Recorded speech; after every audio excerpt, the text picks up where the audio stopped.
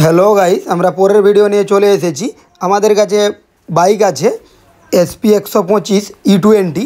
আজকের video SP 125 E20 যে regulator নেই, যে চার্জিং রিলে, তো চার্জিং রিলেও নেই, তো কিভাবে এর যে ব্যাটারি চার্জ হয় তো আমাদের এই ভিডিওতে দেখাবো, বা ব্যাটারি চার্জ না হলে কি প্রবলেম চেক করবে, তো আজকের এই ভিডিওতে আমরা দেখাবো। এই দেখো চাবি অন করলাম, এই দেখো আমাদের যে বাইক SP 125 E20 যে রেগুলেটর নেই, ECU দেওয়া আছে। ECUর পুরো নাম অল্টারনেটর স্টেটর ইউনিট, এটা ACG, এর পুরো নাম হচ্ছে অল্টারনেটিভ কারেন্ট জেনারেটর। এইখান থেকে ECUতে লাইন আসবে। এ দেখো এটা দুটো আলাদা আলাদা করে দিয়েছে, তো এটা অল্টারনেটিভ কারেন্ট জেনারেটর এখান থেকে আসবে। এ দেখো এই তিনটা যে তার আছে, এই তিনটা তারে তো কিভাবে চেক করব, এই যে পিন আছে, এ দেখো এটা তো যে ECU আছে, ECU এ লাইন ঢুকবে, তো এটা ব্যাটারি থেকে ECUতে লাইন আসছে। তো এটা যদি সেলফের প্রবলেম হয় তাহলে এই যে লালের উপরে যে সাদা তার আছে এটাতে চেক করতে 12 ভোল্ট লাইন আসবে। এ দেখো এটা আমরা যে ব্যাটারি চার্জিং লাইন, এটা চার্জিং লাইন চেক করছি, তো এর যে জ্যাক আছে এটা খুলে নিচ্ছি। এবার যে চার্জিং লাইন আছে, চার্জিং লাইন চেক করব, তো আমরা এই মাল্টিমিটার নিয়ে নেব। মাল্টিমিটার দিয়ে এর যে চার্জিং লাইন আছে চার্জিং লাইন চেক করব। এই যে মাল্টিমিটার নিলাম, এই যে মাল্টিমিটার এখানে দিয়ে দিলাম।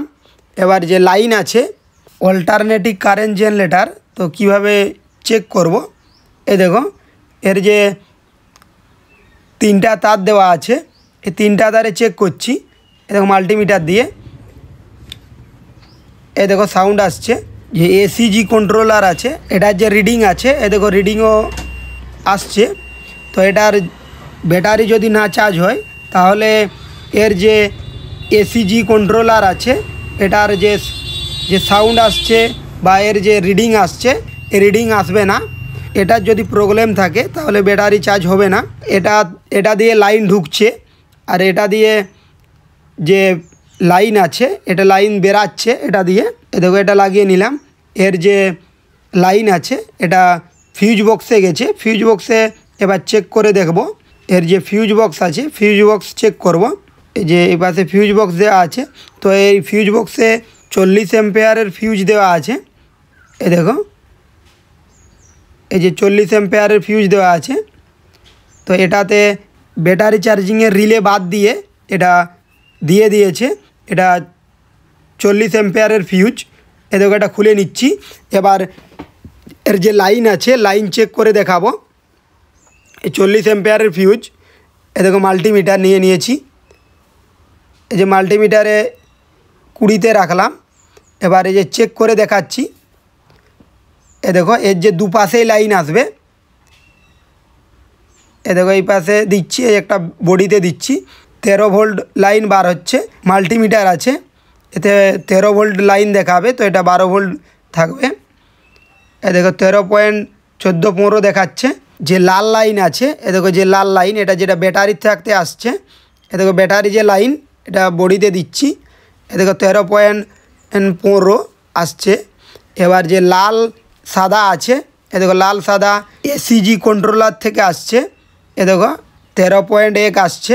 এ দেখো তো এটার এইভাবেই ব্যাটারি চার্জ হয়। এখানে যদি ব্যাটারি যদি চার্জ না হয়, যে 40 অ্যাম্পিয়ারের যে ফিউজ আছে এই ফিউজ কেটে গেলে ব্যাটারি চার্জ হবে না। এ দেখো এর যে লাইন আছে, যে লাল লাইন আছে, লাল লাইনতে ব্যাটারিতে গেছে। এ দেখো এর যে লাল লাইন, তো এটা আমরা দেখাচ্ছি যে ব্যাটারি, এই যে ফিউজ, এই ফিউজ লাগিয়ে দিচ্ছি। এ দেখো 40 অ্যাম্পিয়ারের যে ফিউজ, তো এটা লাগিয়ে নিলাম।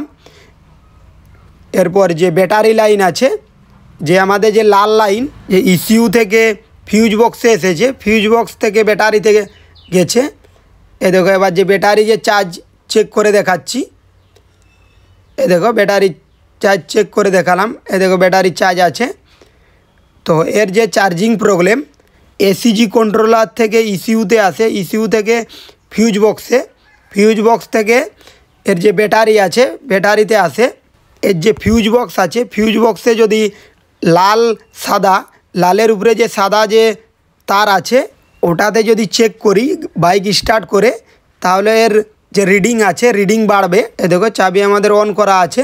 ভিডিও এই পর্যন্তই, পরের ভিডিও দেখার জন্য চ্যানেলটির সাথে জুড়ে থাকুন।